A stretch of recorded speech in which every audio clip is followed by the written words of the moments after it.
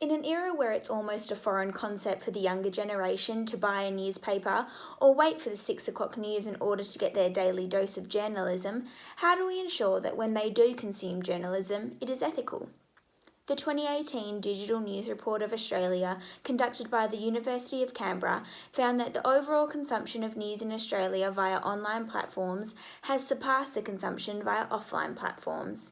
These online platforms, which include social media but also websites, apps, and blogs, are the platforms that young people use to get their news. It is not surprising this is the case when in Australia 99% of 18 to 29-year-olds use social media.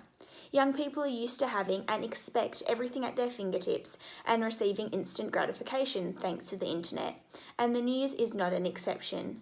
They want a 24-hour news cycle that is available to them when and how they want it. When they're on the go, in an Uber, even when they're cooking breakfast, lunch, or dinner. They also want their news to be free, so forget about asking them to pay for it. Not too much to ask for, right?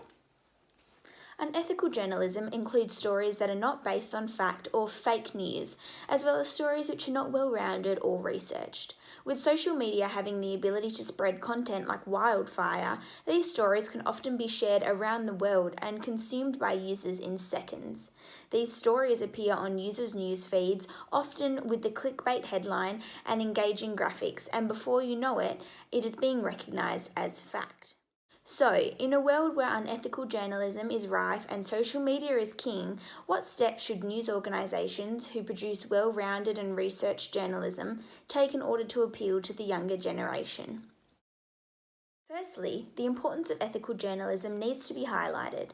Whether this is taught in schools or addressed more in the media, young people should learn just how important journalism is to the world. What would we do without journalism? How would we know what is going on in the world? How would corruption or the mistreatment of others be reported on?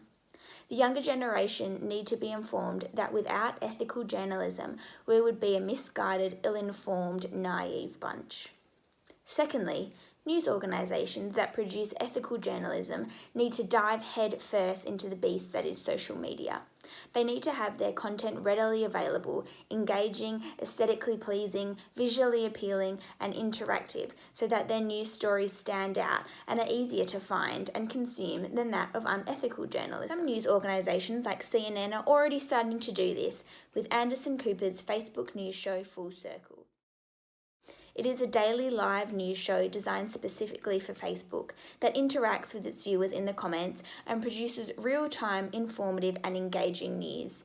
These daily episodes get hundreds of thousands, sometimes even millions of views. They supply subtitles so that those who don't have headphones available can still tune in. It is shot in a portrait view designed to fit the orientation and size of your phone screen. And most importantly, viewers can watch it when they have time to, no rushing to their TV screen in order to tune in at a certain time or going to the store in the morning to purchase a newspaper. By news organisations adopting this outlook instead of being scared of social media and what it can do to their business model, they have the potential to engage with the younger generation. Instead of thinking that young people are not interested in the news, we should be thinking how can we engage them in the news in a way that is appealing to them. The younger generation still wants substance, depth and trust in their news stories and still value openness and transparency, but want their news delivered differently.